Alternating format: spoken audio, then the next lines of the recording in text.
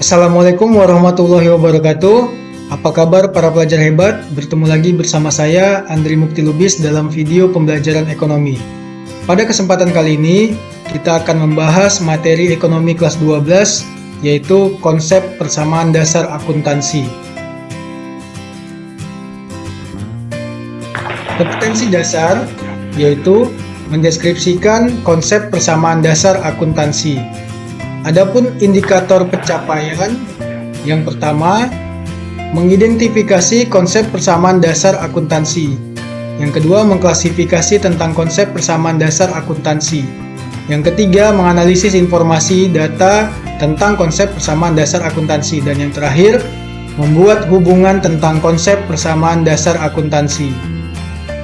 Tujuan pembelajaran kita yaitu setelah mengikuti proses pembelajaran ini, diharapkan peserta didik dapat menyajikan hasil penalaran tentang analisis transaksi dalam persamaan dasar akuntansi, baik melalui media lisan maupun tulisan.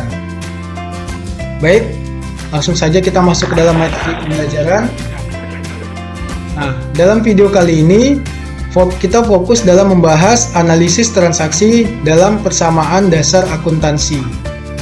Yang pertama kita bahas tentang pengertian transaksi. Apa itu transaksi? Transaksi adalah aktivitas perusahaan atau badan usaha yang dapat diukur dengan menggunakan satuan moneter. Dalam hal ini di negara kita menggunakan mata uang rupiah. Suatu aktivitas disebut sebagai transaksi jika memenuhi karakteristik pokok sebagai berikut. Apa saja? Yang pertama, merupakan aktivitas antar dua pihak atau lebih dan salah satu pihak adalah perusahaan.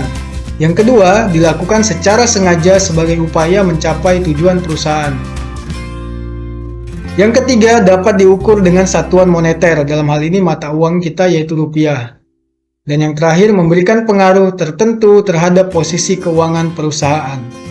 Lanjut, langkah-langkah melakukan analisis transaksi. Yang pertama, kita tentukan pengaruh transaksi terhadap penambahan atau pengurangan aset, utang, modal, pendapatan, atau beban. Yang kedua, kita tentukan akun yang dipengaruhi oleh transaksi tersebut. Jadi, setiap transaksi minimal harus mempengaruhi dua akun. Yang ketiga atau yang terakhir, tentukan nilai masing-masing akun yang terkena pengaruh tersebut sesuai dengan nominal uang yang ditransaksikan. Menganalisis transaksi dalam akun. Transaksi perusahaan dicatat berdasarkan persamaan dasar akuntansi dengan prinsip double entry system, yaitu prinsip berpasangan. Artinya akan mempengaruhi minimal dua akun.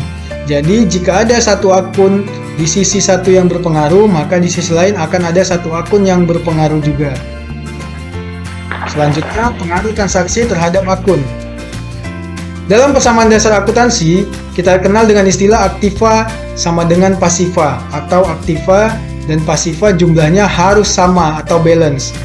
Dan turunannya adalah harta sama dengan utang ditambah modal. Artinya jumlah harta sama dengan jumlah utang ditambah modal. Jadi harta dengan utang dan modal harus balance. Selanjutnya ada tiga yang mempengaruhi transaksi terhadap akun. Yang pertama, mempengaruhi unsur harta saja. Dia dapat menambah suatu jenis harta, sekaligus juga mengurangi jenis harta yang lainnya secara bersamaan. Contohnya, membeli perlengkapan secara tunai. Yang kedua, mempengaruhi unsur harta dan modal. Bagaimana? Dia dapat menambah harta, sekaligus juga menambah modal. Contohnya, setoran investasi oleh pemilik. Dan juga dapat mengurangi harta sekaligus juga mengurangi modal. Bagaimana contohnya? Ketika ada transaksi pengambilan pribadi atau prive oleh pemilik. Yang ketiga, mempengaruhi unsur harta dan unsur kewajiban atau utang. Bagaimana? Dia dapat menambah harta sekaligus juga menambah kewajiban. Contohnya, melakukan pembelian secara kredit.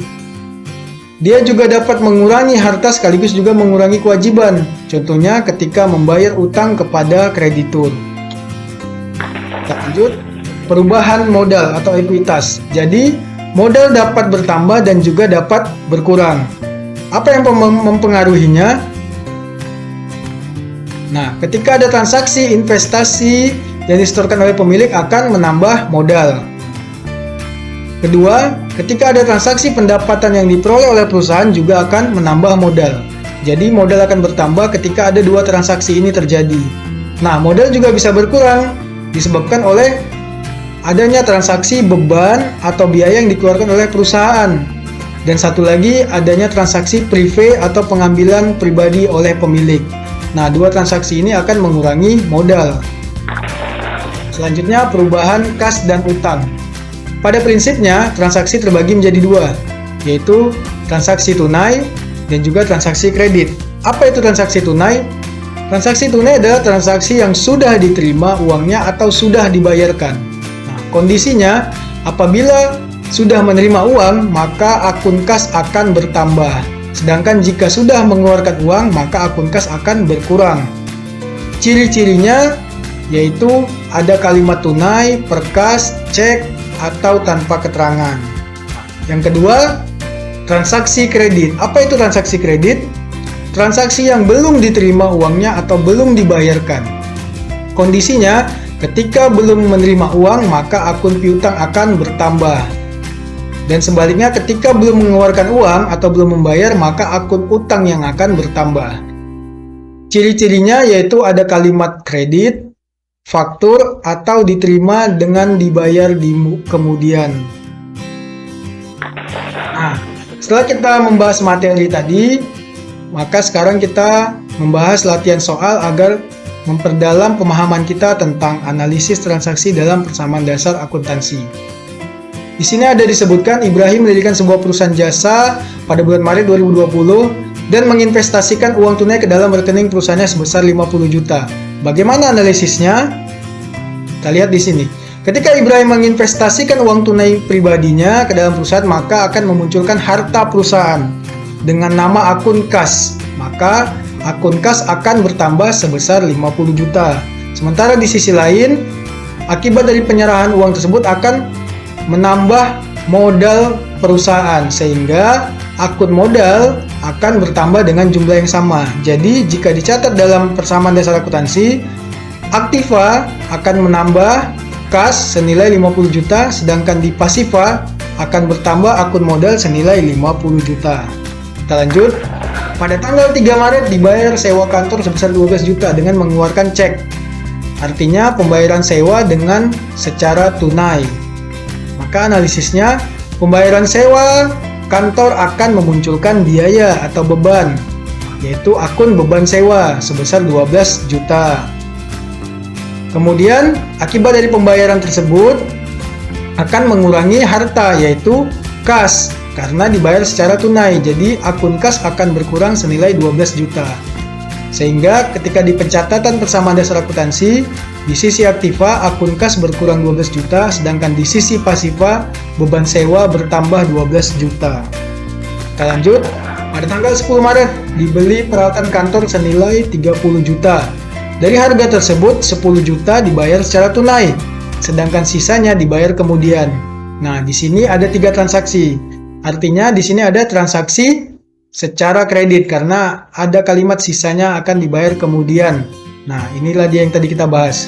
Jika ada kalimat diterima atau dibayar kemudian, artinya ada transaksi kredit. Pembelian tersebut memunculkan harta perusahaan dengan nama akun peralatan kantor senilai 30 juta, sehingga akun peralatan kantor akan bertambah 30 juta. Kemudian, dari harga tersebut kan dibayar 10 juta secara tunai.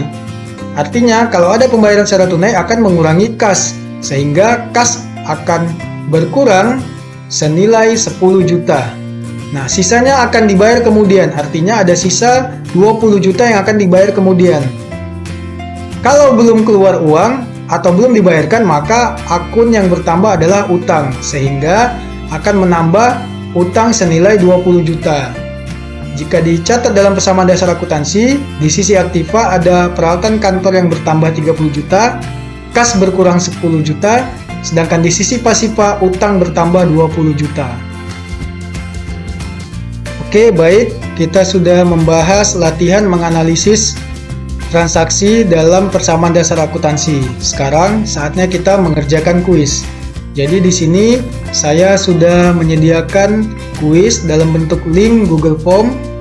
Kita tinggal mengklik link ini. dan kita akan masuk ke dalam kuis Google Form. Nah, ini dia kuisnya. Silakan mengisi nama dan kelasnya, lalu lanjutkan mengerjakan kuisnya. Oke, baik. Demikianlah materi yang bisa saya sampaikan dalam materi analisis transaksi dalam persamaan dasar akuntansi.